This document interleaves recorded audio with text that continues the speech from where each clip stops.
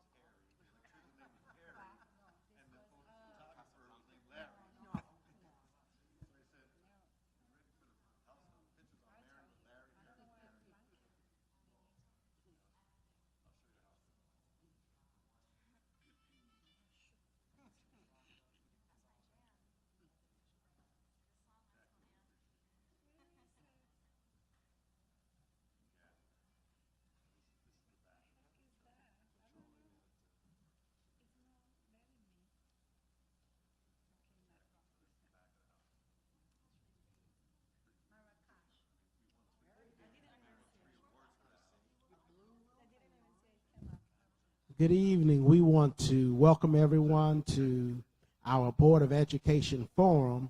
Right now, we just want to recognize our partners, the Alliance for Black Achievement, the Concerned Clergy Coalition, Stamford Cradle to Career, the NAACP, My Architecture Works, Interfaith Council, DOMIS, 100 Black Men of Stamford, Hoops for All, and Connecticut Undoing Racism. We want to welcome you into Faith Tabernacle Missionary Baptist Church. I'm Pastor Joseph Ford, and we are excited to host this on today. I want to introduce our candidates for today. The first candidate is Michael Arcano. Then we have Antonio Better-Wirtz, Andy George, Jackie Heffman, Gabriella Koch, and Nicole Tarzia. These are our, did I pronounce it right? I heard someone laugh. Did I mispronounce it?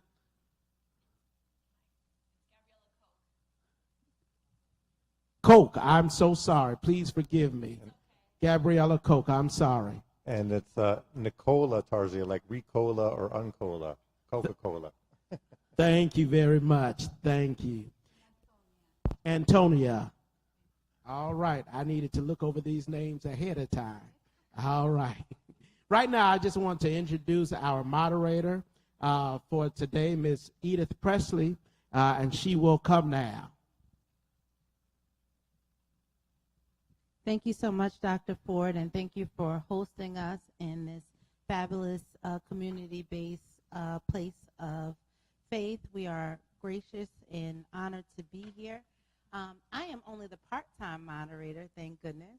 We are very fortunate to have students with us today who will be asking the questions that are relevant to their school experience, so I'm very excited about that. I'd like to introduce them.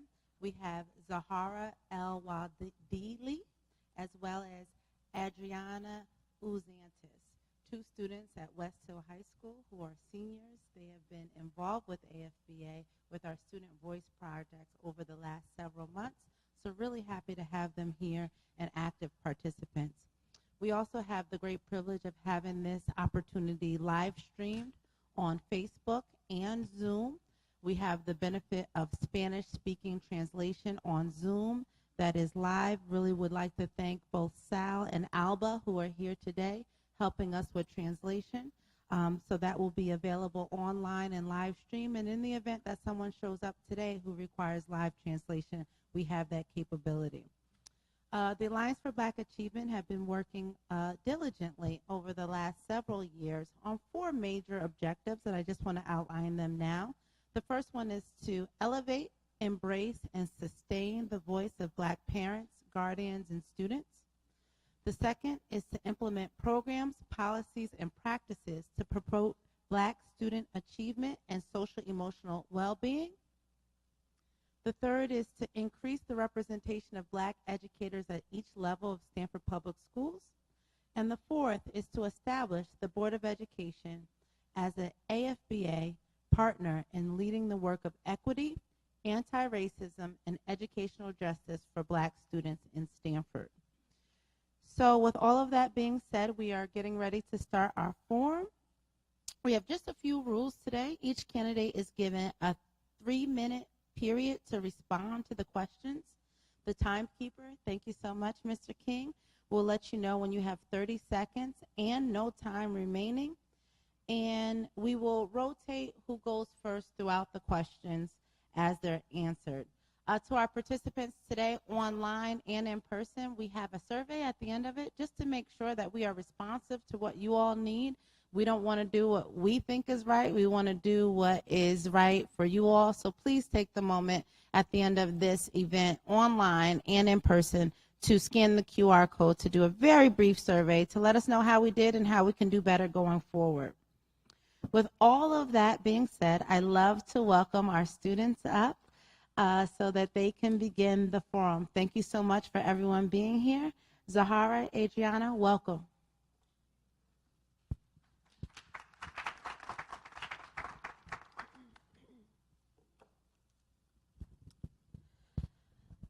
How do you plan to ensure that Black youth have a meaningful role in helping to shape educational policies and curriculum decisions, especially in areas that directly impact their experiences and cultural backgrounds?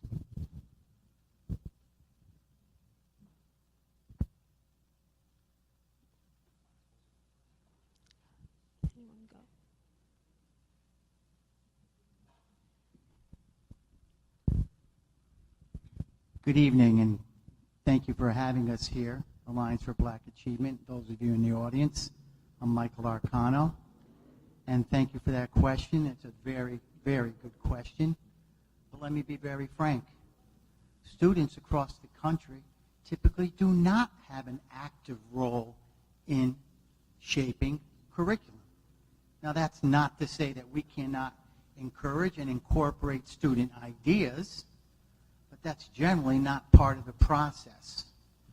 I hear your concern, though, and it's a concern that students have across the country regarding their racial or ethnic background. We do not have open forums for curriculum. We do not invite student feedback.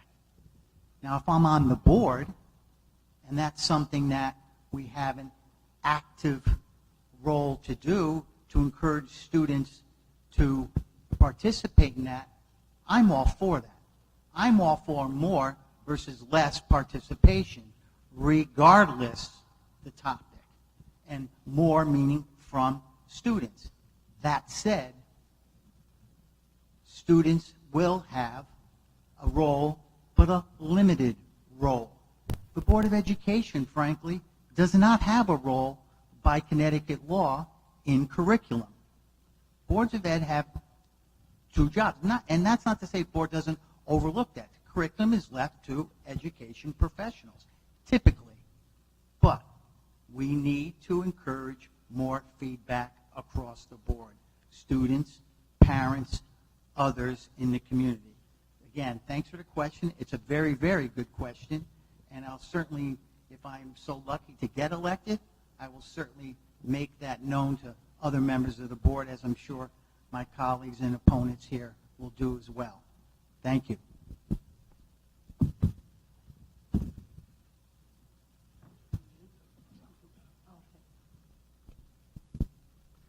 Thank you very much. That's a great question. My name is Antonia Better, and thank you everybody for being here. Regarding, I believe that your voice is very important. I believe that you should be able to speak up in the school, you'll be able to speak up in the Board of Education. It's my understanding that every school in Stamford has some type of advisory, Students Advisory Council. So hopefully this is something that we can reinforce so your voice is being heard in the community. And I believe that it's my understanding also that the Board of Education has monthly meetings where you can come. I welcome you, if I am elected, to come and speak and get involved and get your voice to be heard. Yes, there are a lot of laws out there that, doesn't allow students to be part of the curriculum. However, you can be part of the community. There are a lot of things happening in different programs that your voice can be heard. And the more you speak up, the more you say, this is what is happening for my community. And how can I get more involved? How can you adults listen to us? So my best advice is to get involved and speak up, come to the board meetings, and join the student advisory, join the clubs, participate in the community. So the more the youth speak up out there and what you need, then us, the adults, must listen. Good evening. I'm Andy George. Thank you for having us, and thank you for turning down the thermostat so we're not too hot up here. Picking up on what Antonia just said, I've been the point person from the board on the student advisory for the last couple of years. So yes, that would be one venue, I think, where students can express themselves on any number of concerns, and the points you bring up about student influence on the curriculum would be welcome comments. In addition, the superintendent separately holds student advisories, and that might even be more to the point than necessarily addressing the board, because the superintendent would have more direct effect on the curriculum. And picking up on what Mike Arcano said, it is true that the educators are really the principal participants in the development of the curriculum and how it's going to be rolled out. And to that end, then I would say larger diversity in our teaching staff would assist kind of in the objective that you're asking for. And I have been involved with our director of recruitment, Charmaine Tours, who happens to be in the audience here, in terms of expanding the diversity and making some positive steps. The state actually had sponsored some training programs with that, and a group of us from Stamford have participated. So with a larger representation in the teaching staff, I think that would go a long way to affecting the curriculum in the manner you're talking about. Thank you. Good evening, everyone. I'm Jackie Heftman. Thank you, Adriana, for the question. Student voice is very important to the Board of Education, and we've done several things over the last couple of years to increase student voice. As Andy mentioned, we established a student advisory, which the board meets with on a monthly basis, and we encourage students to speak to the board on any issues that are relevant to them. And we've had much success in a two-way dialogue with many students across many demographic groups, and we encourage more students to join the student advisory if they can. The superintendent, as Andy mentioned, also meets with students on a monthly basis.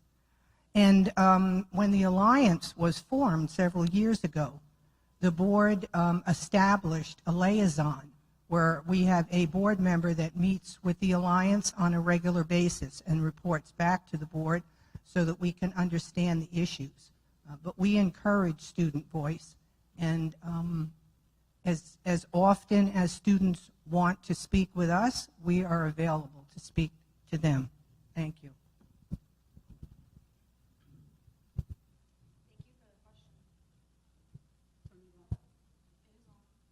Oh, thank you. Thank you for the question. Thank you for having us here as well. To respond to it,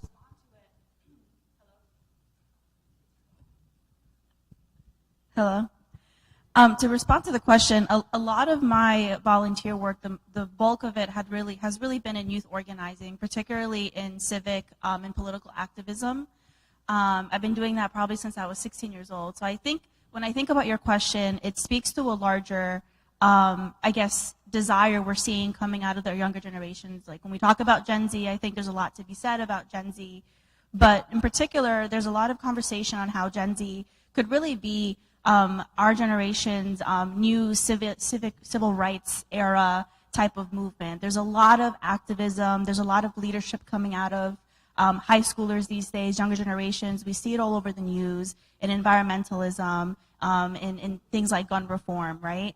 And so I think we need to really identify and do better at identifying students that are really showing interest in that are volunteering their time into their local communities, things like their Board of Ed, their local elections.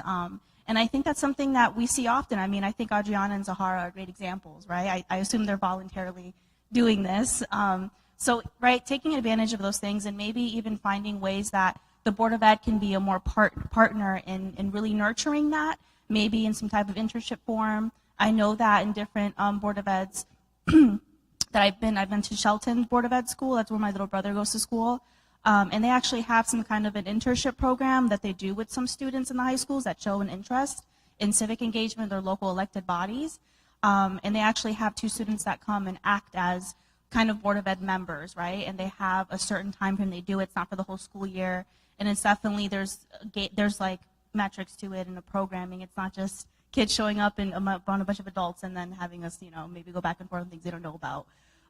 So I think it could be built into some of our current curriculum. And I think, like for civics, for example. So I think there's a great opportunity for it. And then in terms of just making sure that we're taking into account your opinions and your thoughts on things, really guiding you through that process. You might see something online that you think is great, but you might not know how to actually dive into the policy of it and understand how it can actually come to be. And so maybe working closely with folks that understand how that process works and letting you investigate your idea in a guided process could be very helpful. I know for me, it really was a valuable experience for me working with mentors that were able to do that. Thank you. Hello? Okay. Thank you. Nicola Tarzier, and thanks for the AFBA for having this event. And it's kind of close to my heart. Sometimes I get emotional, but I grew up in downtown Stamford, right on Washington Boulevard and Tresser Boulevard, so I feel this is my neighborhood too. So, but the question is, how do we get the black youth to have more voice in curriculum? When I went to the Stanford High Forum and West Hill Forum that was hosted by the students, I thought that was a great avenue for the Board of Ed, for the students and the Board of Ed to interact with each other. So those questions were valid questions and great, great questions for the Board of Ed members. Also, just like some of the candidates spoke about, our student advisory program, which is great, the student forums, and I think, from my perspective, is emphasis and celebrate and teach and educate some of the black history of America. We have Martin Luther King Day, we have Juneteenth now. So from my perspective, obviously I learned about Juneteenth, and it's a celebrated holiday. Now it's a national holiday, so that's one thing. So that's one way to progress in black history. Teach history and then have a way to progress history and the achievement of blacks and all youth. And then I was handed emailed courses on black AP courses by a parent in our community. And there's some AP courses that are not taught in Stanford Public Schools, but they're taught in 700 to 800 other schools across the country. Some things like origins of African diaspora, freedom and enslavement resistance, the practices of freedom, movements and debates. So there's plenty of programs that can be, put into our system to help and be heard. And again, history and progress. So I'm a big fan of both history and the progression of history and mankind. So thank you. We thank you for your answers.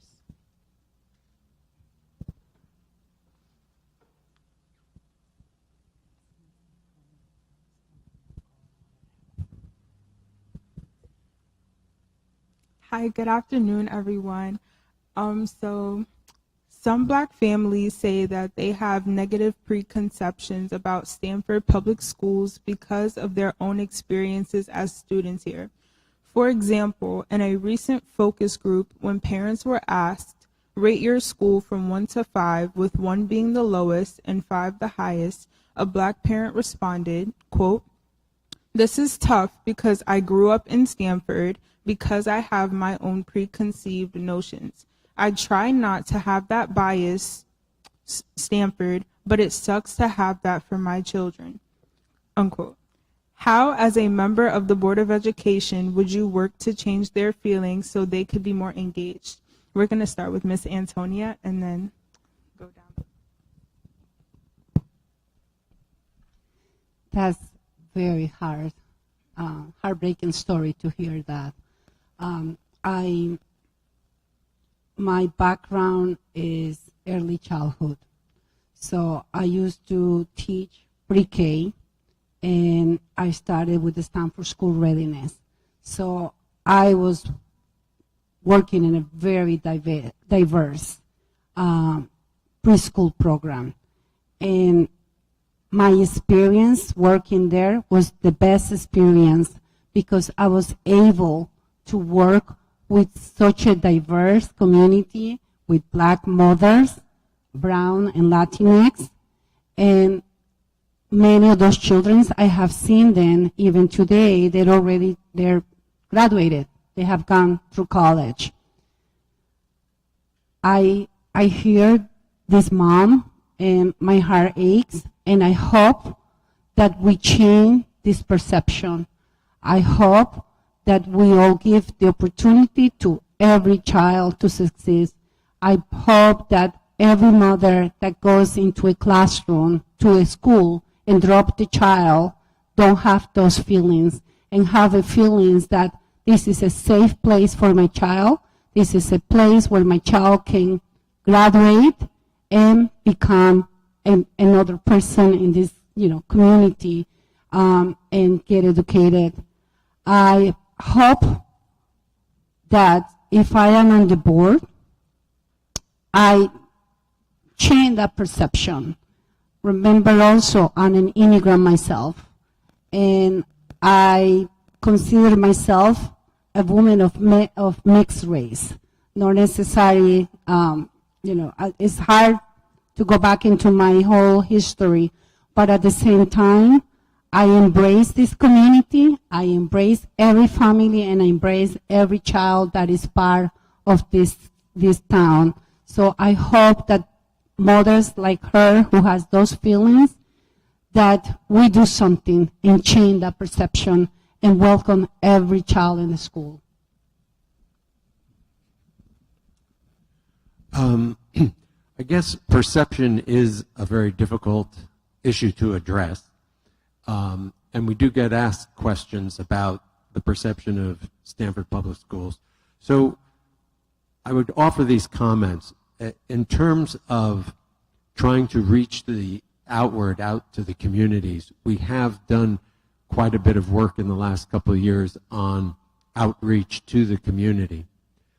We have parent facilitators now in every school. We have family advocates. And these are positions that hopefully are extending the school environment to the families. And it's very important for families who need to understand the school system and who may be new to a school system to reach out and maybe take advantage of those offerings. But again, the school system, we could probably do a better job of communicating with the community about the offerings. And I guess going to the perception question directly, and this is a big generality, so I'm going to just talk about Stamford as a whole system, not about any subset. We are a very diverse community, and we have a number of families and students that are challenged either from an economic standpoint or from a learning standpoint, or they come from distressed backgrounds, whatever that might be in the families. And many, if you compare our academic scores on average, these scores are going to be affected by the disadvantaged student population.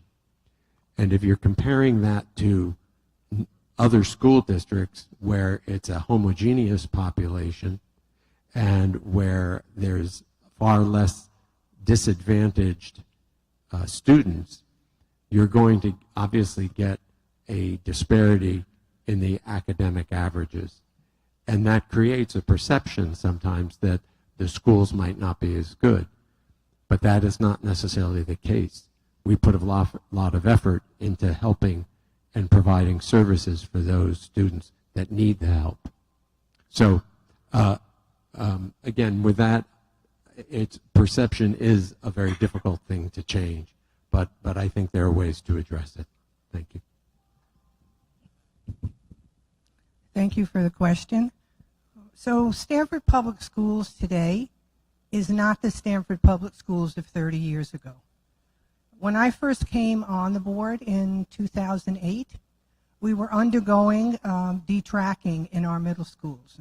For those of you that have been familiar with the Stamford Public School system of years ago, you know that we used to track students in middle school and in elementary school. And by that, I mean that when you went into middle school, you were put into an ability group based on several things, but unfortunately, perception was one of those things. And what we found was that our higher ability, what was considered the honors and one group, were white students, and children in our lower 3s and 4 groups were black and Hispanic. And we don't track students anymore in Stamford. When you go into middle school, you're in a heterogeneous classroom. Instruction, high-level instruction, is delivered to all students. And then, if some students need more individualized instruction, the teacher does that within the classroom. we don't pull out students and segregate them any longer into ability groups.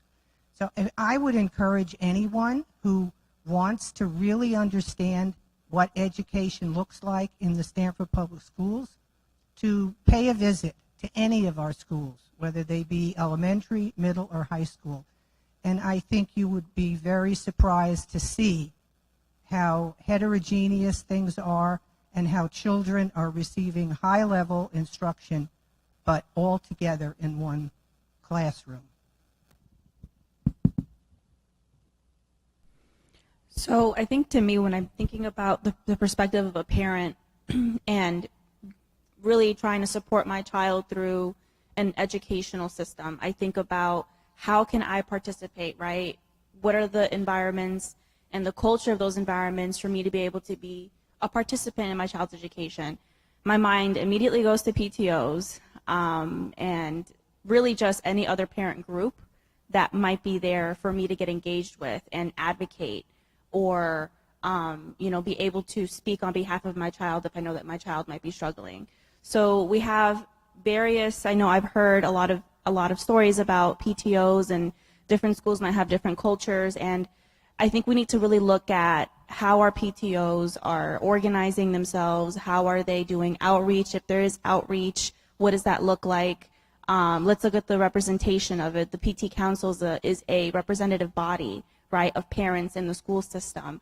Is that representative of the parents in the Stamford Public Schools? Are different school demographics representative of the students and the parents in Stamford Public Schools, depending on the PTO and the school?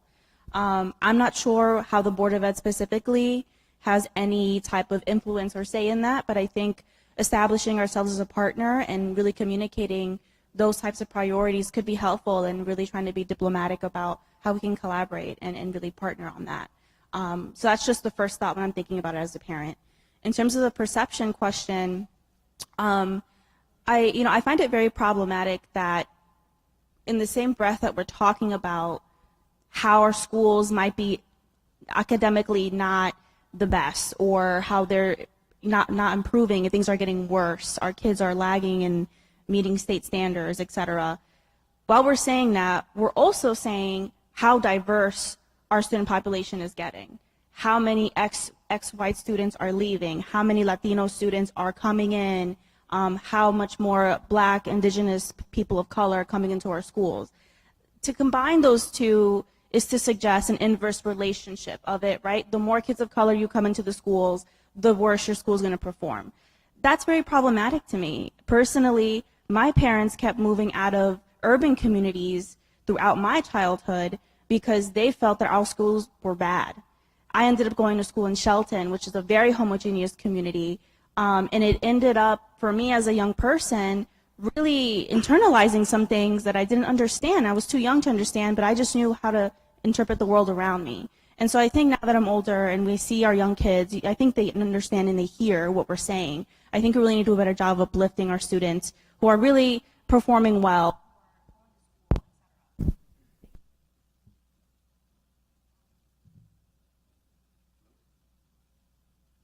Hello? Hello? Okay, the perception of Stamford Public Schools, another good question. I approach this as a whole. I grew up in Stamford, obviously, so I approach the perception of the Stamford Public Schools and all our schools, and including Wright Tech. So I'm a big fan of the vocational schools. Stamford has probably the best and newest vocational school in the state, and that's one way to emphasize and promote Stamford schools as a whole. Now let's talk about Stamford Public Schools. I know that we talked years ago when I was on the board, a few years ago, we talked to a marketing company that was going to market the schools. They had a whole plan of marketing the Stamford Public Schools. And part of that plan, it was a 20-page bullet point plan.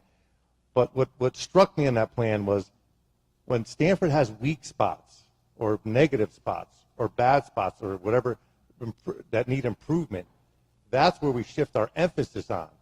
And then our weak spots can become our strong spots. I was like, wow, that's a great way of marketing schools. So if we emphasize where we lack, of course, the achievement gap we have to approach, and all sorts of programs that we have to approach. So if we emphasize on our weak spots and balance the weak and the strong spots, it becomes a more equality and equity school system.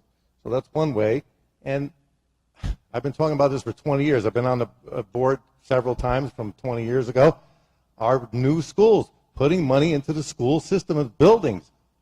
I've been saying this at every forum.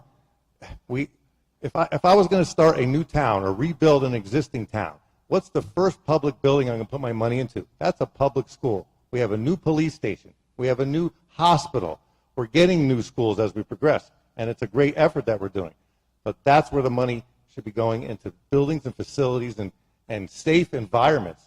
Take Westover, for example. Take our new school in West Hill, for example. So there's many examples that we're working on getting new schools, and where the money should be city money. Well, there's 4 ways to fund public education. That's city funding, state funding, federal funding, and public-private partnerships. And I've been saying that for 20 years. And I work on it personally, as some of the people know here. Public-private partnerships for programs in our schools. Back then, I know me and Jackie were on the board, or Jackie was on the board back when the GE program was in Stamford, and that was a great program for all of our schools. That and the diversity of our schools. I know I've talked to people personally, and they love moving to Stamford because of the diversity. So some type of marketing program for the schools where we can balance everything for the city as a whole. So thank you.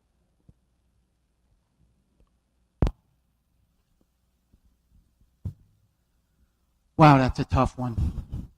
Because what I heard was a mom who didn't have a very positive experience in the Stamford Public Schools.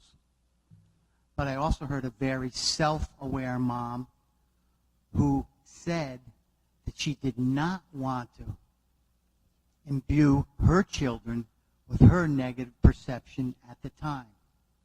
The fact that that mom has that memory and is very conscious of trying to keep it away from her children says that she has grown significantly. First thing I'd like to do is speak with that person. We talk about programs and policies. Let's start talking about people. It's the people in this community that do the living, the working, the going to school, and the coming home from school. But that mom has a lot to offer. Awareness of self, awareness of community, awareness of her family. Do we want better parents than that? I don't think so. Now, the broader question about perception, folks here have dealt with. I'm not going to flip the same penny over that people have already done. It's not new to anyone in this audience. You wouldn't be here if you weren't concerned and not aware. We can do better at marketing. We can do better at moving forward our success stories. We have 2 right here tonight. I wonder if the Advocate will have a story about them.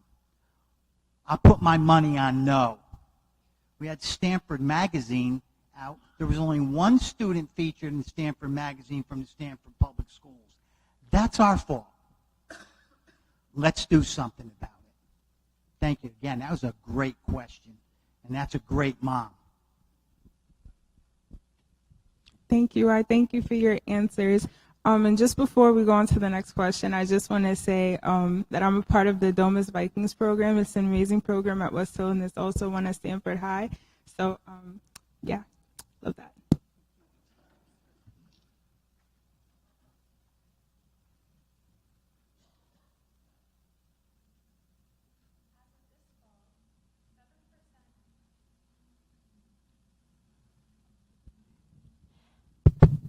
As of this fall, 7% of our teaching staff in the Stamford Public Schools identify as Black or African American, while Black students make up 12% of our student population. Why do you think it's important to recruit and retain Black teachers in Stamford Public Schools? Given that this is a part of Board of Education policy and a goal in the SPS strategic plan, what do you see as your responsibility in turning this objective into a reality? And we'll begin with Mr. George. Yes, I already spoke to this earlier. It is important to diversify the teaching staff and and larger than just the teaching staff. It includes administrators, paraeducators as well. I think community only benefits when the educators themselves and the people in the school environment reflect the community. So you're correct in that it would be if there's 12% of a certain group represented in the student body, it is an ideal to have that reflected throughout the staff. Again, what we are doing about it right now is through more efforts in the recruiting environment. It becomes a case of priorities, and unfortunately, recruiting as a function over a number of years had not been a focus of the administration and the board to the extent that one would hope. That has changed, and now we have a director of recruitment, and it's not just an afterthought for whoever is the head of human resources. So I think improving the recruiting efforts will go a long way. We do have to recognize that we are hardly the only school district that is trying to diversify its workforce. We are basically competing with almost every other school district in Connecticut and far beyond the Connecticut borders. This is more or less a national issue. So there are other things that affect the ability to attract teachers to come here. First and foremost is the affordability issue. That becomes a real detriment in Stamford when you're trying to hire new teachers, and the cost of living is such that it's almost prohibitive for a teacher on a first-year teacher salary to be able to afford to live in the community. So there are issues that go beyond what the school system itself can do and become sort of a community issue. Fortunately, we have community partners and a city government that is aware of the problem and is focusing some efforts on that. Thank you. Yeah, thank you for the question. Ms. Davis is working very, very hard on this issue of teacher recruitment and retention, and we are beginning to move the needle. We have a long way to go. It's vitally important, I believe, for students to be able to see themselves in their teachers. Teachers are role models, and if students can look at their teacher and believe that that teacher has walked in their shoes, it's going to go a long way towards making students comfortable in an educational setting. And in order to do that, we need a lot more diversity in our staff. There's no question about it. But Andy is right. We are competing with other school districts. Right now, 52% of our staff live in Stamford, and we need to increase that number. But in order to do that, we need to increase our stock of affordable housing. And that's a community conversation that we all need to be part of. When projects come before different boards in Stamford and they have an affordability component, if those other boards say no, it doesn't help.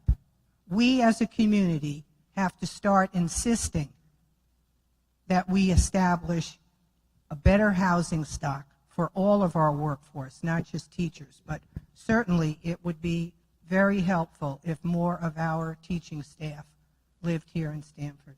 Thank you. Yeah, thank you for the question, and I like really what Jackie said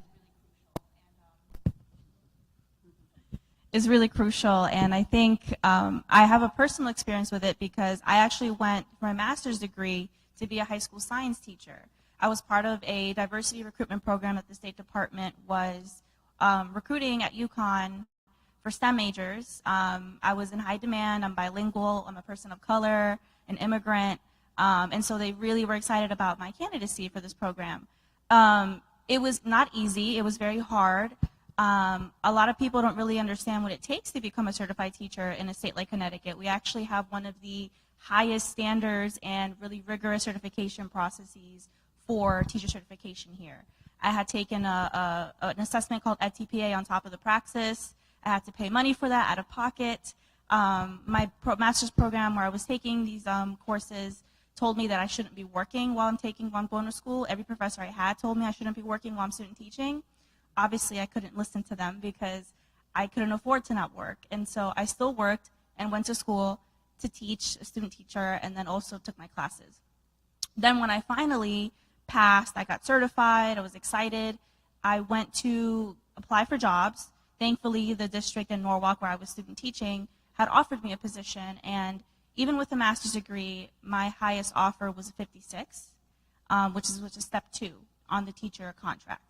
That was very daunting, and you can think about, I'm paying rent in Stamford, 55, 56 before taxes is very difficult. And so for me, I weighed out other options, what I could do, and I decided to take a different route. So when people talk about how the teaching profession is just so hard, it really is. I love education. I care about it. I wanted to be a teacher. I'm in $1,000s of debt because I wanted to do that. And so I'm very passionate about the topic. And in terms of my role in this conversation, I plan on really working carefully with that, really thinking about how we can make the teaching profession more accessible. Because if we want teachers of color, we need to make the profession accessible to teachers of color and people of color. And that means different socioeconomic backgrounds as long as race and ethnicity. So thank you for the question.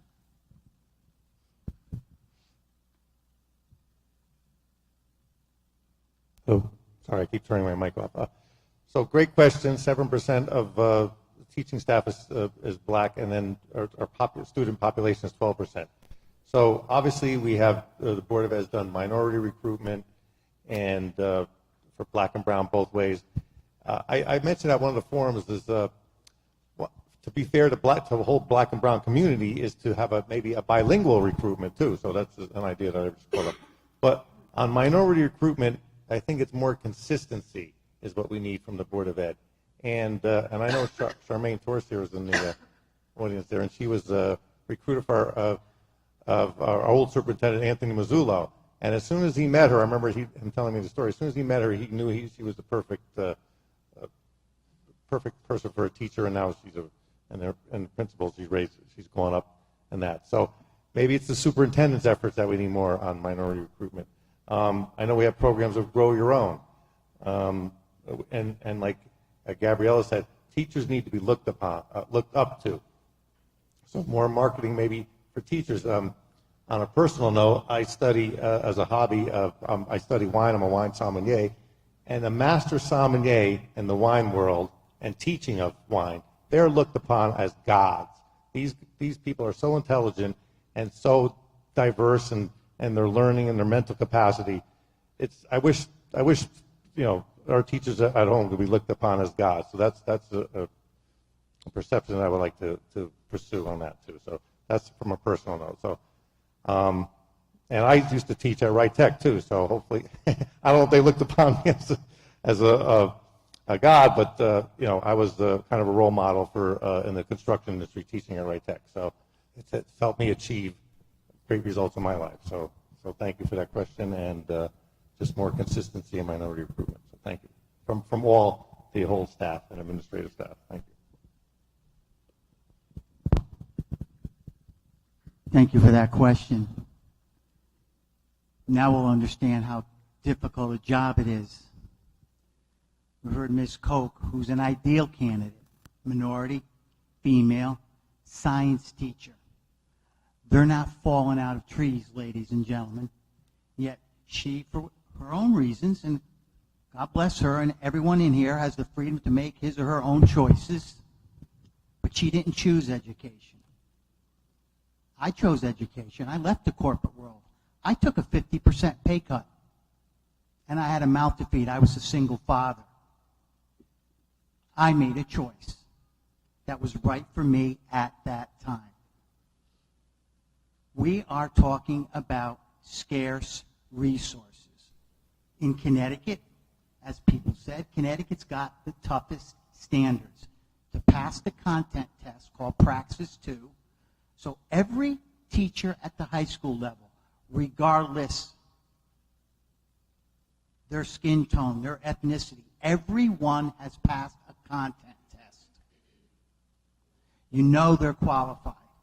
And if you have a certification in Connecticut, you could take that certification in any of the other 49 states, other than simply going through the administrative process. I taught social studies. I was a pretty darn good teacher. But I used to tell my students, if I were to drop dead at 10 of 9 in the morning, there'd be a new social studies teacher there at 9 o'clock, not a substitute. It's called market conditions. But a math teacher who hits the lottery on Monday and decides not to come in Tuesday, it's going to take time. A SPED teacher, a biology teacher, market conditions. Not a lot of people, regardless their color, not a lot of undergraduates are going into education. Do you blame them outside of the money? I don't envy Miss Davis or her job. Good luck. I might have a more easy time of marrying a rich woman. And that's a real long shot, but not a long shot as getting qualified people here, regardless. Now, I heard the student population. Stamford, Connecticut, our black population, just a little bit higher than our student population, 12.9 to 12%. Tough resources, select few candidates, a national market. I hear people talking about stuff that they can't control. We know it's expensive to live here. It's not the Board of Education's job to do anything about it. Yes, we're aware of it. We're sensitive to it. We can't do a darn thing about it other than complain and whine till the cows come home. Thank you. Again, that's a real tough one. That's a home run question. Boy, that's almost everybody has said what they needed to say. You know, it's expensive to live here. Recruiting minority teachers is very hard. I believe representation is very important. When a child has a teacher to look up, and whatever they have culturally, racially background is very important, because that is a child will be so proud and something to look up to a teacher who understands in some ways where do they come from. The question is, what can we do, right? So I think we need to start looking into the same school systems. Obviously, we know it's very expensive here. Gabby gave us her story, very compelling. It's very different for some who doesn't understand how expensive it is here. When you were here before, it was 30 years ago, life was more affordable. Right now, it's not. Let's look at those teachers right now, especially the assistant teacher, the paralegal teacher. Give them the opportunity. Find a way that you have those gifted people right behind helping and working, but they haven't had the opportunity financially to go back to college. They haven't had the opportunity to have somebody to say, hey, you can also do it. So to me, that's kind of one of the things that I say, and I will have to also, through the Board of Education, through the superintendent, for her to keep in mind what she has, what is out there into the school system. Who are these people who can be that representation of that population that have that gift, and how can the schools support that? How can the school pay them for their education, continuing education, support them? There is also another group out here, immigrants from the Caribbean. We have immigrants from Haiti. We have immigrants from Jamaica. We have immigrants from the Caribbean that are also teachers from their own land. There are teachers from their own place. Why can we also hire them and find a way. And also it has to do with policies. Why don't we advocate for the state to be more flexible and find an easier way for the teachers that we already have?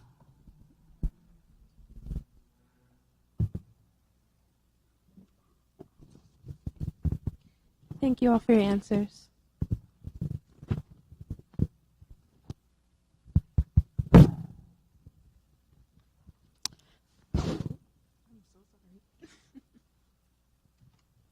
In March 2023, the Stamford Advocate reported that Black students in Stamford are suspended at 5 times the rate of white students and more than double the rate of Hispanic students, according to data presented by the school district.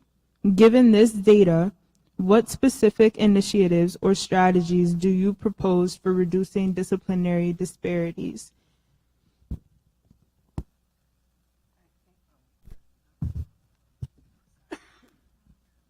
Thank you for the question.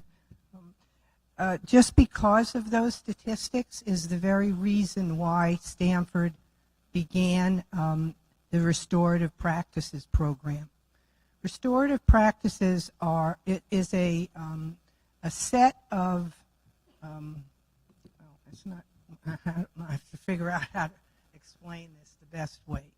It's training for our staff, not just our teachers, but everyone who works in a building, to look at the specifics around the situation and to try to figure out what's going on with a student before you overreact and suspend or expel.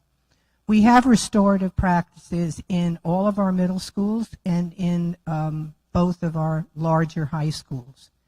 And because of that, I believe that our numbers will be going down, because children come to Stamford Public Schools with all sorts of challenges in their lives. And we expect everybody to just sit in a seat and listen to an instruction and perform. And there are a lot of students who have needs that need to be addressed. And what we're trying to do is to make our staff more sensitive to the needs of our students and not to overreact, because once a child gets into the criminal justice system, it's just a matter of time before they drop out and become another statistic. And so we're doing everything we can in Stamford Public Schools in order to be more responsive to the needs of our students.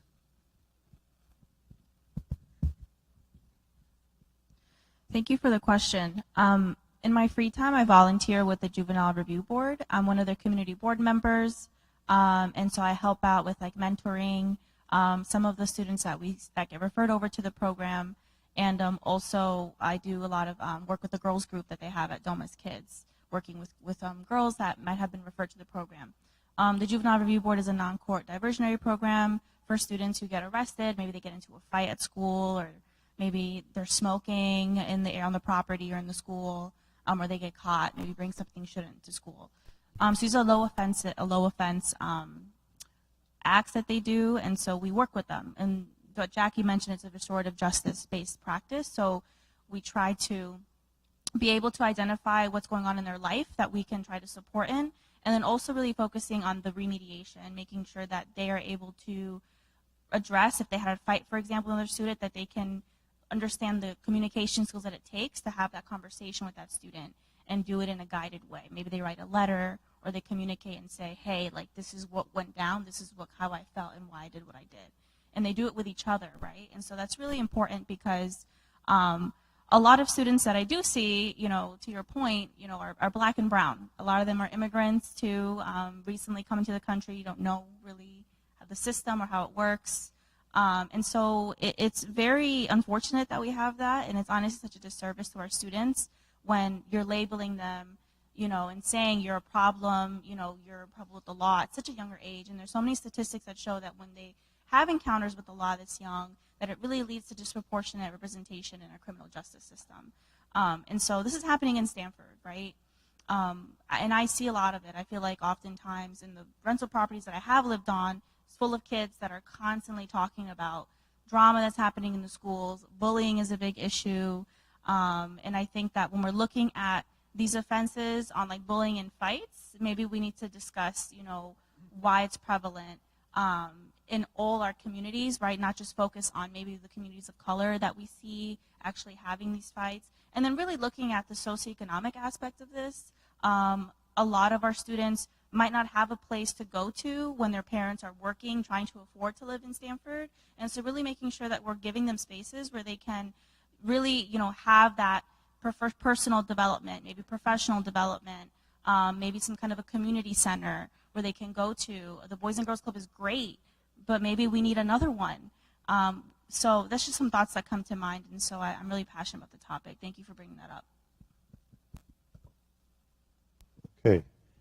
Okay. Student suspension. I'm going to get a little personal here.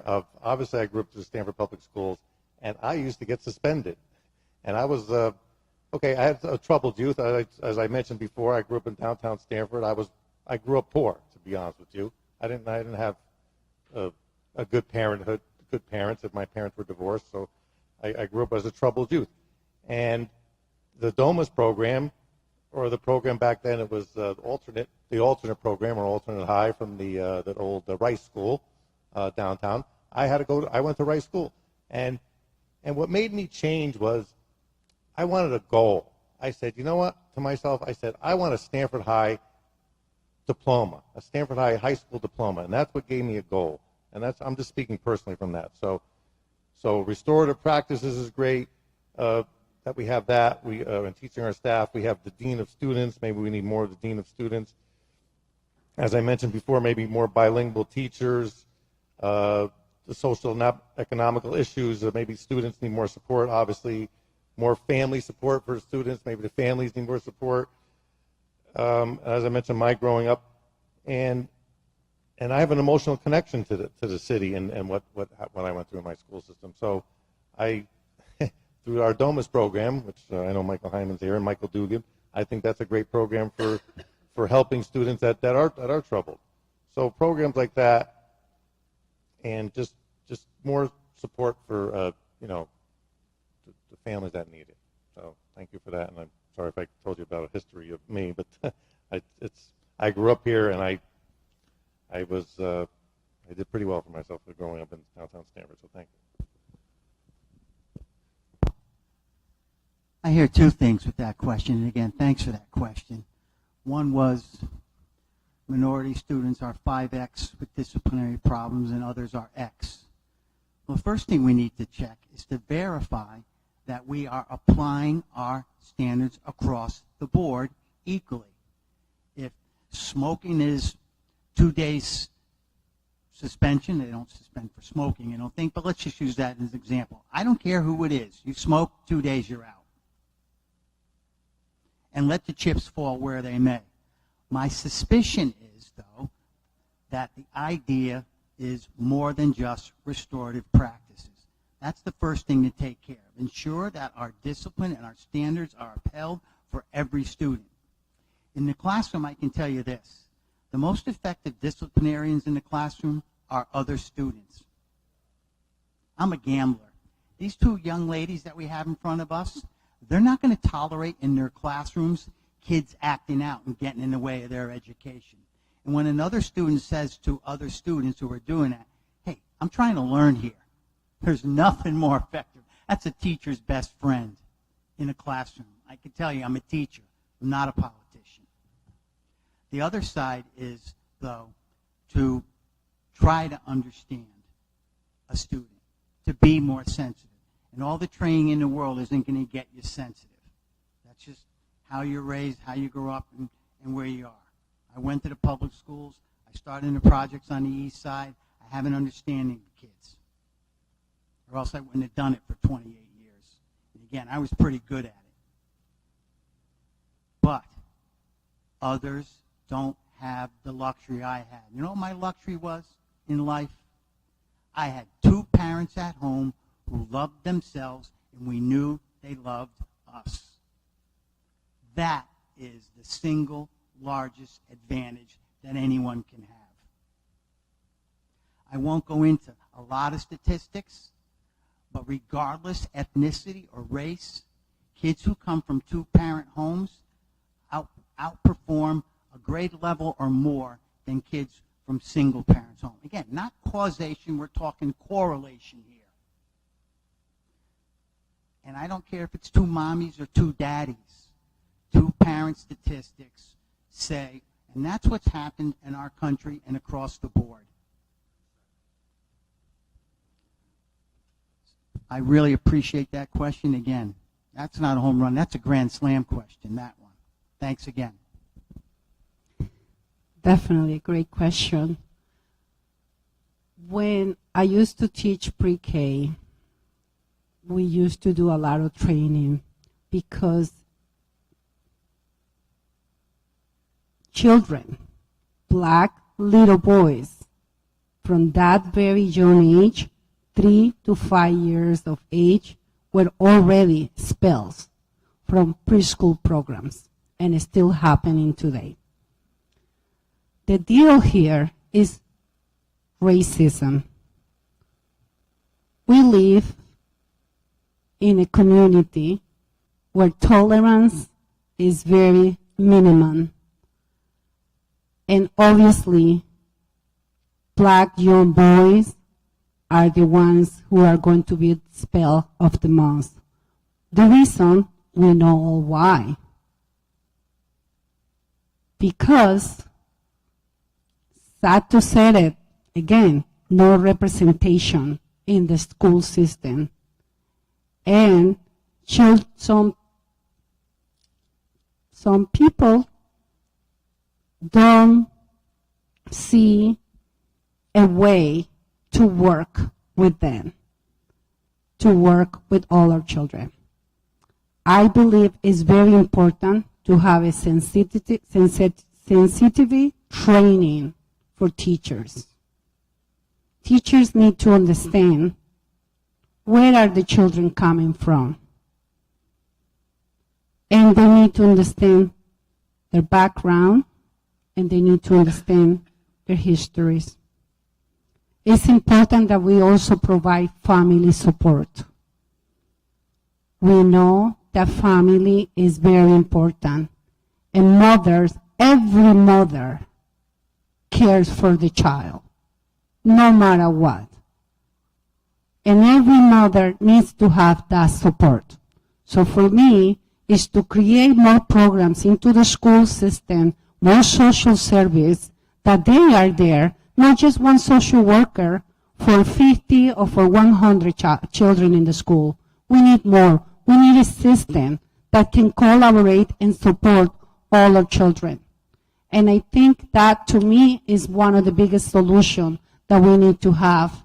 And we need to understand where our boys are coming from. How can we support them, and how can we provide support even with the community, with boys and girls, with all these different clubs that are there.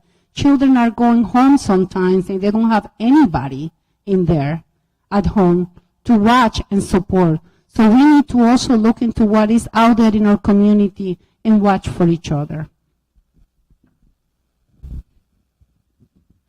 Thank you. It is an issue. I agree with Antonia. There is a racial bias, I think, that's evident just from the statistics. And as board members, as a board, I think we need to be a bit introspective about how do we view handling disciplinary issues, behavioral issues. Do we believe that it should be punitive, or do we believe in more constructive remedies, such as the restorative justice? And I think efforts need to be focused on that. I think the board has talked about, and hopefully we will focus more on school climate, because understanding what's happening in the schools and understanding the environment that discipline occurs, and we certainly know that the faculty, that the teachers themselves are frustrated sometimes with how discipline is implemented within the schools. I think an initiative that had started out some years ago, but I don't think has really been effective and hasn't blossomed the way we had hoped, was a more or less a mentoring program. I think if you have if every student entering middle school or high school had a teacher or an adult in the building, teacher or administrator, that they felt comfortable going to, that could go a long way to mitigating some of the problems and could also help assist in remedying when behavioral problems do occur. So I think the board could actually be effective in this by ensuring that such a mentoring program happens and that we start focusing on school climate and disciplinary policies so that we can solve the problem, because the problem is real. Thank you. Thank you for your answers, candidates.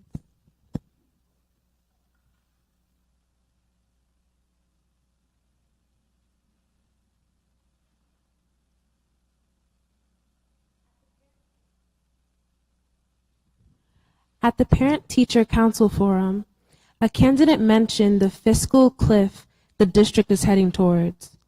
We understand that when funding is cut, students miss out on much-needed programming that could help them succeed. There continues to be an achievement gap that exists concerning Black students in comparison to other groups.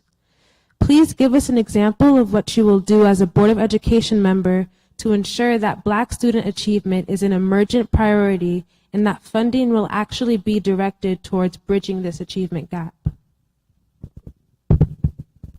Thank you for the question. Thank you for the question. In terms of the fiscal cliff that we're coming to, I think that it's going to affect a lot. And I think when we think about budgetary restrictions, it's very unfortunate that oftentimes the first thing that budgets look at is things like education, the arts, music, maybe support services like what you mentioned that we need to address the achievement gap. So I think, first off, if the board prioritizes it and we push for it, I think that is the first thing, right? We have a lot of influence in the way the budget gets structured and what we want to prioritize on that. It's not easy decisions. I have yet to be part of that process. I'm sure I'm going to be learning a lot as I go through it, but I know it's not going to be easy. But I think what really matters here is what we truly care about, what we truly want to prioritize. And if that is at the top of our agenda, I believe that we can make it happen. Maybe not to its fullest extent, to its fullest potential for impact, but as long as we can get something started and funded, at least in its initial stages, I think that goes a long way. And really making sure that when we do that, we can establish institutional changes that make it hard to take it away, right? So because you fund something one year, you can always look to it another budget cycle and say, hey, let's just take this out, right? But if you're very intentional into integrating that program, that policy in ways that is hard to take away when you have buy-in from staff, when you have buy-in from the community, from community partners, from schools themselves, administrators, I think it'll be very hard to look at it and say, hey, let's just scrap it and get rid of it. And so a lot of that really comes from people like you, right, making sure that we advocate and you hold us accountable because we are elected officials in the city. And so that is a huge piece of it. I think in terms of a specific policy that might be a good idea for the achievement gap, I know we talked about educators, having educators of color, that's a big deal. And we talk about the achievement gap, making sure that we're having teachers that understand and are conscious of that gap and really have effective practices and pedagogy that takes into account differentiation for students. And also how to identify, hey, maybe we have very gifted or highly academic performing students, and maybe we need to look more at our students of color, our Black students in particular with this question, and say, hey, are we actually giving them that proper screening and saying, hey, there's actually a lot of potential here if maybe we gave the support for our Black students. And so those are just some few thoughts that come to head, so thank you for the question. Okay, the fiscal cliff. So thank you for that question and the achievement gap. At every forum, I've been talking about the achievement gap. Stanford needs to do a better job at the achievement gap. The Board of Ed members keep talking about it, but we need to do something more. We need to have more prioritization to it. So I don't know if any of you have seen me at a Board of Education meeting when the fiscal meetings come around, but I never cut the operating budget. And the superintendent comes up with the proposed budget, and the board members, they wrangle with the budget. It's a proposed budget. We need to support the superintendent's proposed budget, not fiddle around with it, because it's going to go to the Board of Finance, it's going to go to the Board of Reps, it's going to go to the Board of, the mayor, and every one of them can cut it. So I don't know why we finagle with the proposed budget. That's one of my concerns with the fiscal cliff and the programs and more resources that we need financially. We need to advocate for that. So, approaching the achievement gap, we can have more pre-K programs, which we're working on. We can have more, obviously, summer school programs that we need, we have and we're working on. Parental involvement, reaching out to those parents. That takes time and money and effort. Writing skills, SRBI programs. So all these ELL, ESL, it's bilingual, but that's what helps shrink the achievement gap, is promoting student achievement and staying consistent with it and advocating for the public education budget, not fiddling around with it and trying to cut it. Some board members, they want to reallocate things, that's fine, but I want to support that budget and let the Board of Finance or Board of Reps or Mayor, they can cut it, not me as a Board of Education member. I'm not a Democrat or a Republican on the Board of Ed. I'm an educational advocate when I'm on the Board of Ed, and I advocate for funds. That's what the programs need, and that's how you shrink the achievement gap and all those programs that I just mentioned. So thank you.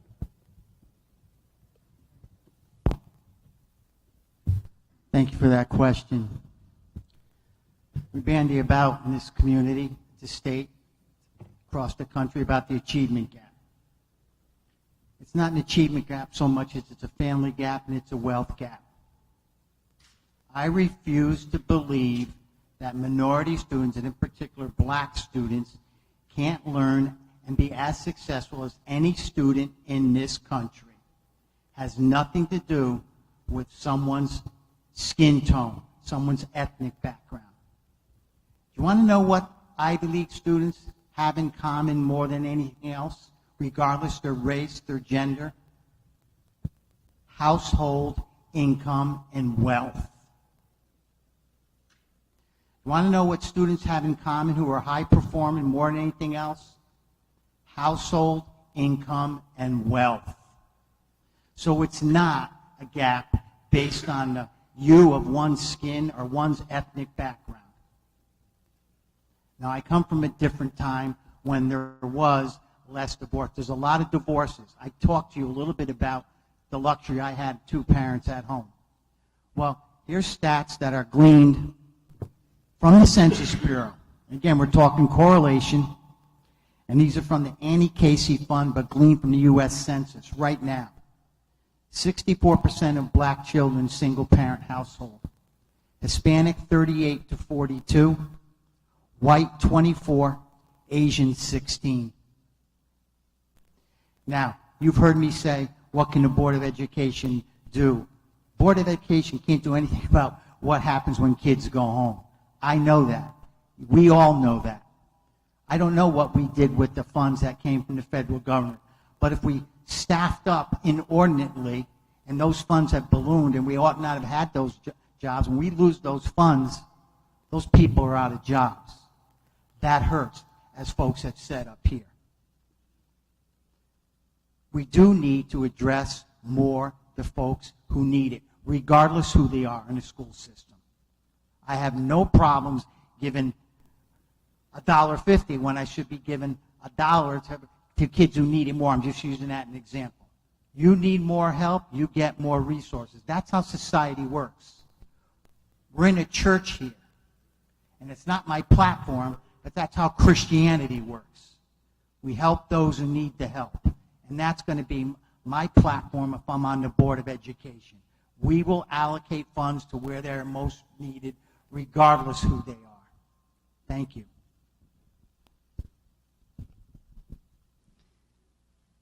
I believe that every child can achieve. The issue is the opportunity gap.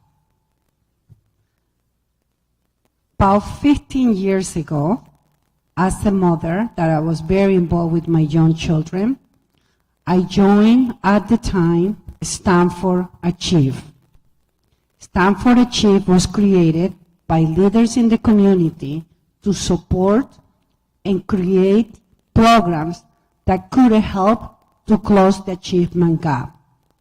That was the beginning for me to really to understand what was happening and how can many children couldn't get the same resources.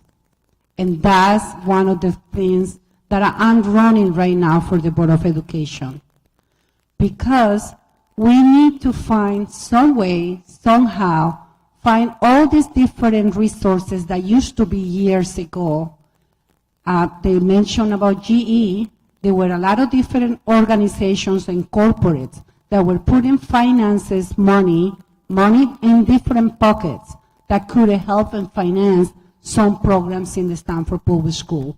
And through that, other programs were created that they're still around in the community doing little work because of all of that. That money doesn't come anymore the way how it was. However, there are many different organizations out there that they can have pockets. And if we figure out and we have a way that we can resources through the community and find those different little pockets, we can maybe support and help those children who don't have the same opportunity. So again, we need to start changing the language about achievement gap. I grew up, I remember that was the language. But time has come, and as the time keeps going, is opportunity. Every child can achieve whatever they want to achieve at the level they are for achieving. Is how are we doing and giving the resources? And we have a lot of resources here. Is how we put all those resources in everybody's.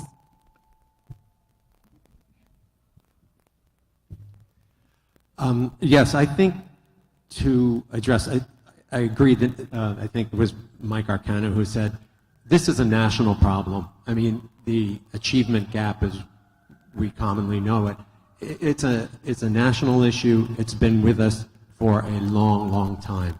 And there's no just single remedy that can, even with all the funding that we have received from Washington, that funding in and of itself doesn't take care of it. It kind of goes to what Antonio was just saying. It's where do you put the resources? And I think we've talked about it, and certainly the board is committed to it. I think the candidates here are pretty much committed to the idea of getting every student to read by 3rd grade. That is such a game changer for a student's trajectory in the school system and even beyond. It does affect how they will wind up, what opportunities will be afforded them. So I would say the Stamford school system, public schools, needs to double down on the effort to make all students read by grade 3. I guess the one other area, because it may have an intersection with funding and resources, is the rapid change in technology. I think there are going to be great opportunities. There's going to be some dangers, but there's going to be great opportunities with technology that's unfolding. And I think technology has the ability to maybe level the playing field somewhat, as Mike Arcano said, what is essentially an issue of the have and have-nots. Those who are wealthy can afford certain things, can afford the SAT tutor and such. And maybe technology is a way we can leverage the resources and provide, again, a level playing field for all students, such that an achievement gap, as it's discussed, tends to diminish and hopefully goes away. Thank you.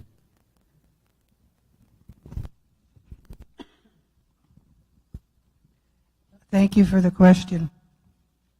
I believe that I was the candidate who brought up the fiscal cliff question at the PT Council Forum. And we can't minimize it, folks. We have 129 positions in our grant budget. When those dollars go away, which they are going to go away at the end of this next year, we have to be able to absorb those positions into our operating budget, or else programs are going to have to be cut. We're not looking to add new things in next year's budget. What we have to do as a board is be laser focused on making sure that whatever cuts have to happen, that it doesn't adversely impact our neediest students. That's what our equity policy calls on us to do. And that's going to be a huge responsibility for the board. The achievement gap has been with us forever. It will probably remain with us forever, because somehow or other we keep making excuses for why students can't learn, whether it's because they come from single-family households or because they're poor or whatever the reason is. It's not their fault. Students walk into a classroom and expect to learn. Their single parent, their two parents, their grandparents, their guardian expects when they send their child to a public school that they're going to learn, and it's our responsibility. But if we don't take our equity policy seriously, we will never close the achievement gap. And I'm proud of the fact that I was on the board when we approved the equity policy, and as a board member, I will do everything in my power to make sure that our neediest students are not adversely affected. Thank you all for your answers.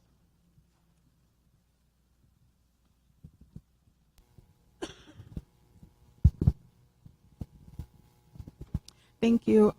This is our last question. So recently, Stamford Public Schools committed to bringing an anti-bias training to the school district. This question has a few parts. So the first part is, what are your thoughts on including cultural competency in this training? And the second part is, who do you believe should be trained, and what's one expectation you have relating to this important work? I'm sorry. Can you just repeat the question one more time? I take my notes here. Yes. So recently, Stamford Public Schools committed to bringing an anti-bias training to the school district. This question has a few parts. What are your thoughts on including cultural competency in this training, and who do you believe should be trained, and what's one expectation you have relating to this important work? Cultural competence and training. Being that I was on the board last year, it's a tough question for me to answer, but obviously educating our teachers and having the minority recruitment and maybe bilingual recruitment, and who should be able to chaperone that. It's another tough, very good question, another tough question. So I'm just going to have to leave that up to the teaching staff and let them, and our administrators, and let them try to chaperone those programs through. So thank you. Sorry for the short answer, but thank you very much.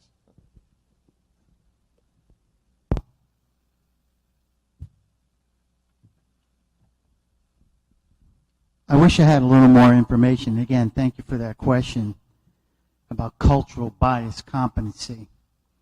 I don't know exactly what that means, but I do know what it means to treat everyone in my classroom equally. I did it for 28 years. I had a certain philosophy when it came to parenting. I mentioned before I was a single parent. Children should always know that they're loved. They should never doubt it. And I mean this in all good nature, but they're not supposed to be treated as if they run the household.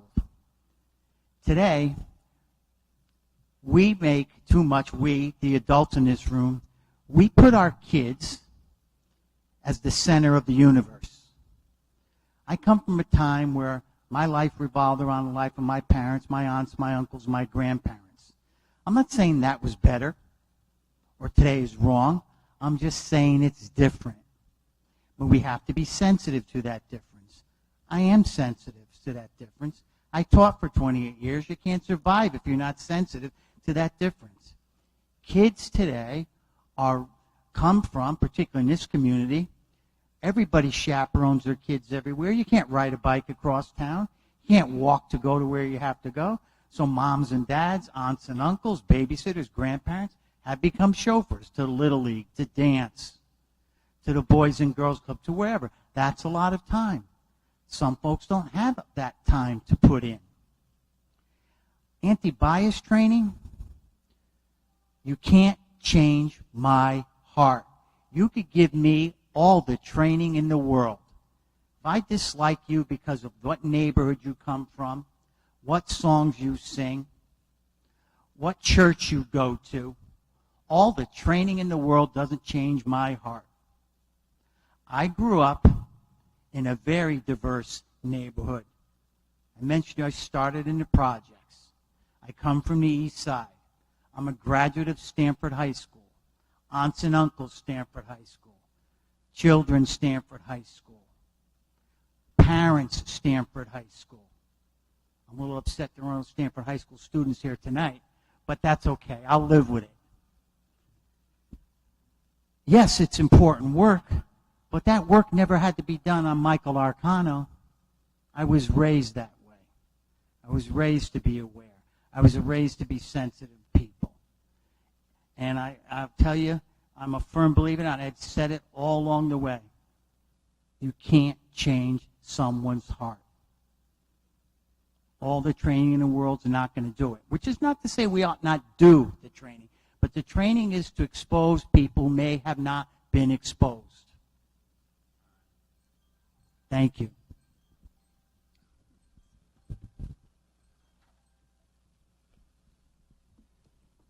Great question. I have to say that I'm so proud to work for an organization. I work for a nonprofit organization named All or Kim. I have been working with them for 8 years. And every year we do a training about race, equity, culture, sensitivity. Yes, sometimes you cannot change. However, it makes us to be more sensitive to other people's needs. And I truly believe that everyone who is in the Stamford Public School should be having training for sensitivity. They should learn about the difference of culture. They should learn about all the children that comes into their program. Remember, not just the teacher, not just the principal, not just the person that is in the management, the kitchen staff, the people that are serving our children every day should have also training to that. Because these are the children, I do remember many years ago, and I think that policy changed, and I am so glad it did. When a child couldn't bring lunch, and then if they didn't have money in their account, they would be embarrassed. And sometimes, even the people in the kitchen, in the lunch menu, would feel that child very uncomfortable because they didn't have the money, save it, to buy the bigger meal. And then we put the peanut butter and sandwich. And I know they don't serve peanut butter now, I think, because of allergies. So I think that everybody that works in the Stamford Public School should be going to training. It should not be just one thing to do a check mark. It should not be virtually where you can just sit and just listen and listen to video and watch.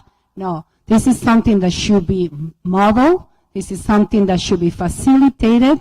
And maybe we should look into that. We should look into different organizations that are professional trainers. It's not just to put it in a box and say, hey, you got a training and you pass. No, it should be personal, and it should be, everybody should be part of that.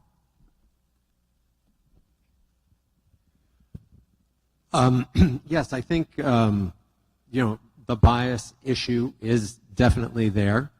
I don't think it's necessarily explicit and such that, I'm not sure that someone needs their heart to be changed, I guess, as much as there's unconscious bias.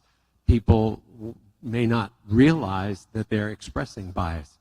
I'll go back to what I've mentioned before in diversity in recruiting.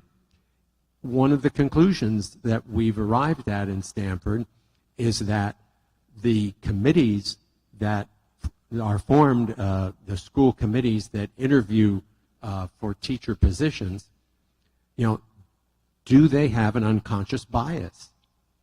And one of the efforts is to train these committees to look beyond some of the norms that they might expect, to actually expand and accept some of the differences that they might see in the candidates for teachers' positions. So in some ways, that would be an example of where the Stamford Public Schools is taking an active role in anti-bias training. And I'm sure there's many other areas where it could be applied. But again, I think what we combat quite often is unconscious bias. I think I think I treat everybody the same, but I'm sure that is not exactly how everybody feels. So again, it's probably an area where we will need to take a lot of time and put more efforts into addressing what I think is obviously there. Thanks. Thank you for the question. Cultural competency to me doesn't mean that you treat everybody the same. To me, it means that you understand and appreciate the differences that people bring with them, whether it's their culture, whether it's their religion, whether it's their color, whether it's an ability to be able to see people for who they are and have a better understanding of what they bring with them. I also think that the Stamford Public Schools should be training its entire staff, because you might just reach people who you think are unreachable. You don't know. But we can't go under the assumption that people can't be retrained, as I would say.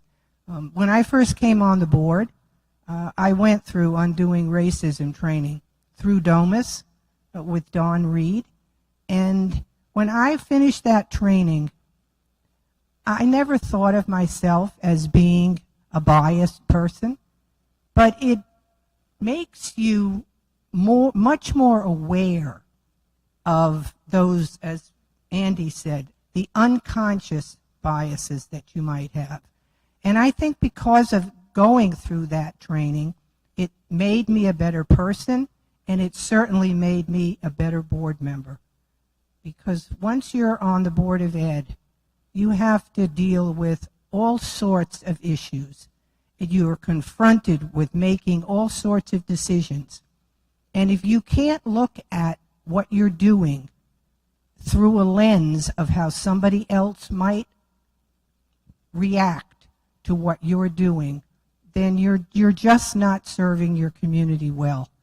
You have to be able to understand and empathize with the students, the staff, the parents, and the community in general. Otherwise, you're just not going to be a fair, effective board member. So I'm 100% in favor of everybody undergoing the training. Thank you for the question. When I was a student at UConn during my junior and senior years, we had a program that actually incorporated faculty and students to be facilitators for anti-bias, implicit bias training, and we did it for incoming students and student leadership bodies. We would kind of facilitate those trainings, and so when I think about anti-bias training and cultural competency training, really focusing on the psychological and sociology aspects of what that means, right? So not just necessarily talking about an ethnicity or race and identifying stereotypes that you shouldn't think about, right? Because that can perpetuate a lot of dangerous rhetoric as well. So I'd like to see, who's doing it, making sure that it's diverse people doing it as well from different identities, not just race, ethnicity, but varying different identities. And then also making sure that, we're not really talking at people about it. And I think professionals are really good at that. So making sure that we're presenting it in a way to all staff, like Jackie and other folks mentioned, so they really feel like they can engage with the material and not feel like maybe somebody might be singled out, right? Because that's important when we talk about organizational culture. And, my mind goes to cringy office episodes where, like, people are just being called out, and it's just, yeah, it's funny now, but imagine that actually being funded by our public schools, right? So making sure that that doesn't happen, because it can, depending on the culture and the setting and who's involved and the groups, making sure that the groups that we're organizing to take that training are strategically placed so that we don't have certain circumstances or issues come up. Because that's what we did. I actually went through something like this similar at my job, and there was actually, I found this out later on, that there was intentional placement of grouping per session. And so that's also something to consider. And then in terms of who should be trained, we mentioned, I think all staff should be taking it. I think it'll set a level set of standard and professional development for everybody. And I think one expectation that I do have from this training is really how we're measuring how the participants feel about the program, making sure that maybe there's a way to do a follow-up. These types of trainings, while you could do it as a one-time requirement, I do think that there could be room to do it maybe once every year or maybe once every few years, maybe thinking about it throughout somebody's career, when certain things at certain points could be redone or maybe revised, looking at how we can continuously change the programming on it and make it better, because we're all learning about these practices better, especially, I think Andy mentioned AI and like technology. We're just learning now, right, about how deep these biases really are, and all of us have these. It's not just particular to one person, we all hold that. And so it's normal, and we should actively be conscious and reflect on how we can continue learning from that and changing it. Thank you. Thank you. I thank you guys for coming out and talking about these issues, and I also thank you to the audience for being so respectful. And I thank you for everybody who's watching on Zoom.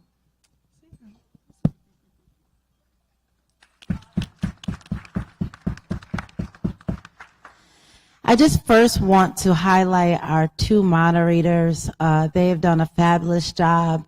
If you would just join me in giving them a round of applause.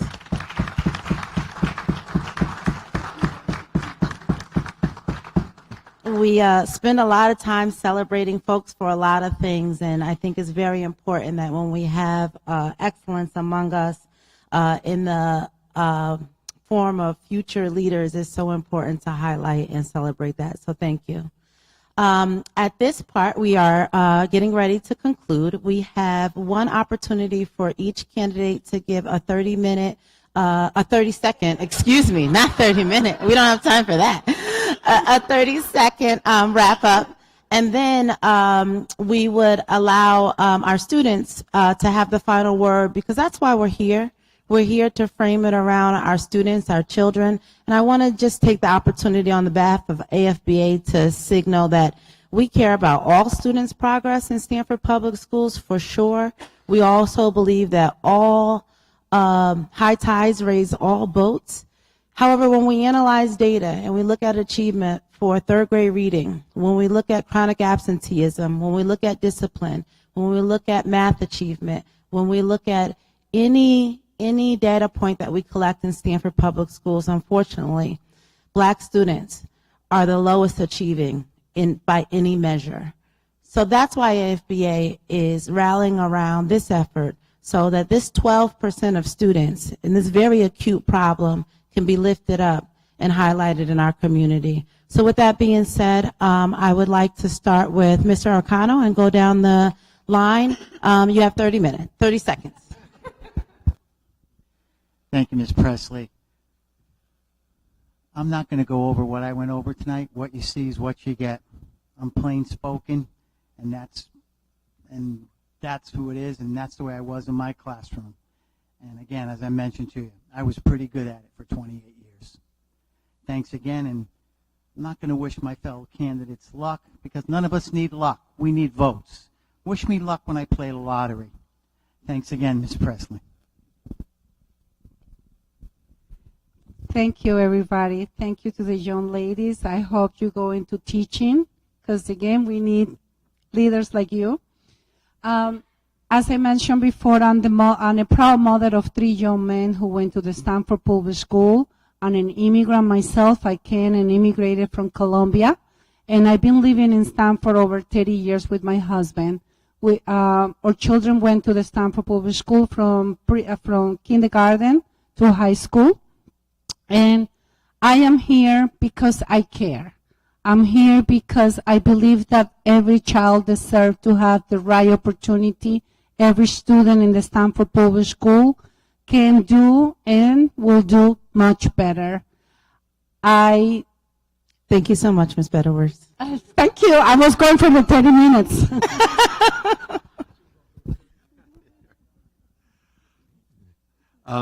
Yes, I've been on the board for 8 years and gained a lot of experience in that time. But I find even after all this time, I'm still learning. It takes a lot of time and a lot of work to do the job of a Board of Ed member, to do it correctly and to do it effectively. I think I have that time, I think I have that energy, and I have that drive.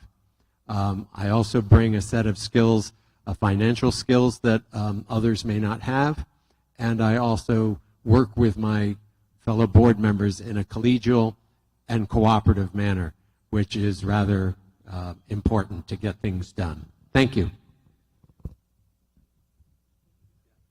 Yeah, thank you to the Alliance for hosting us this evening, and thank you to you all for coming out to listen to us. I am running for a 1-year seat on the Board of Ed because I want to continue working with the superintendent and my fellow board members to move the district forward for all students. Thank you, and thank you to FBA for everything, for organizing this important community platform and organization. I'm very honored to run with Antonia. There's a lot of conversation and excitement about us being the 2 Latinas to be elected in a long time on the board, representing a large demographic in our student body. But I want to highlight that we really believe in equity, and if you believe in equity, you believe in all the excellence of all students. And so I think that although I want to represent my community, I want to make sure everybody feels represented, and I will commit myself to that, and I will always be a student of education and making sure that I'm creative about the way that I lead in this community. I got mine. Okay, I'll take the 30-minute one. Sorry, just kidding. Okay.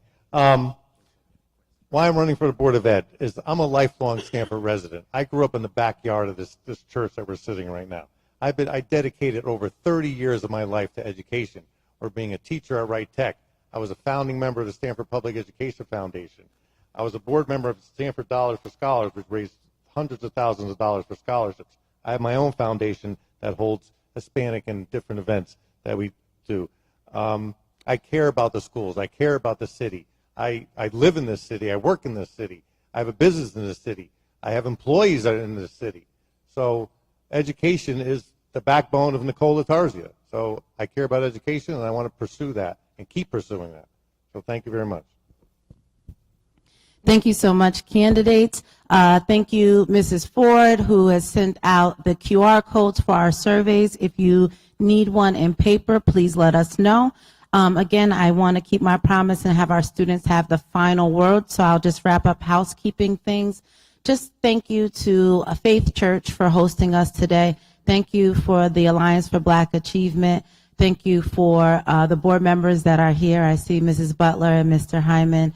And thank you to the City of Stamford, who has funded the micro grant to allow us to have the Student Voice Project and the collaboration that really takes, that it all takes to pull this off.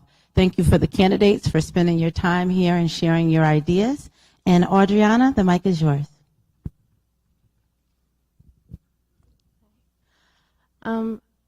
I'd just like to introduce myself a little bit. I'm Audriana, and I'm on track to graduate West Hill High School as an AP scholar and a member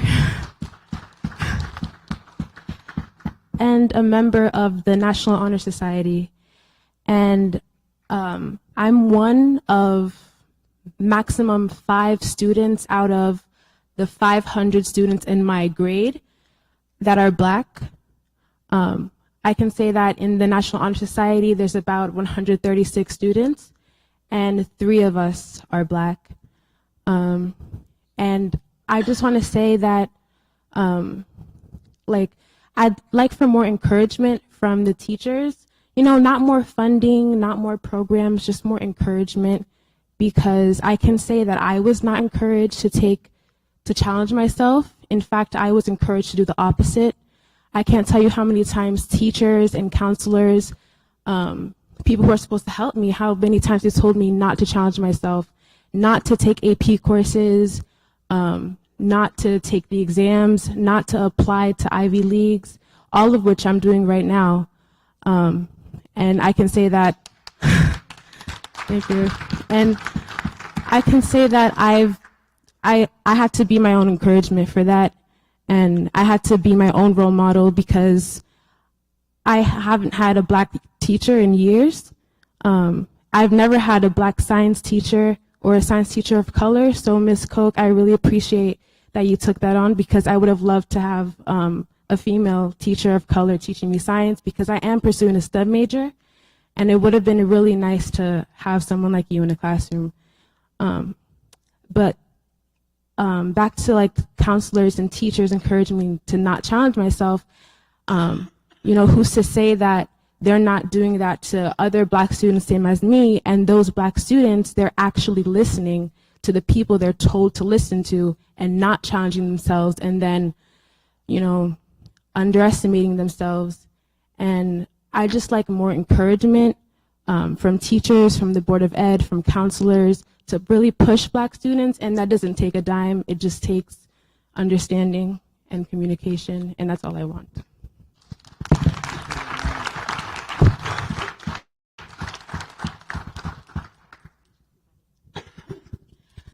I'd like to wish everybody a good night and a safe ride home.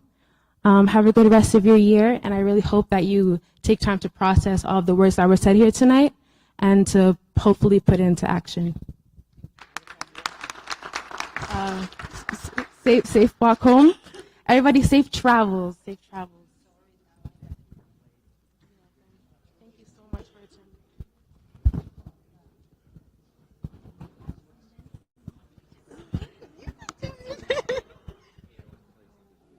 You think you're a role model for yourself, but what you just said is a role model for the future and a lot of kids.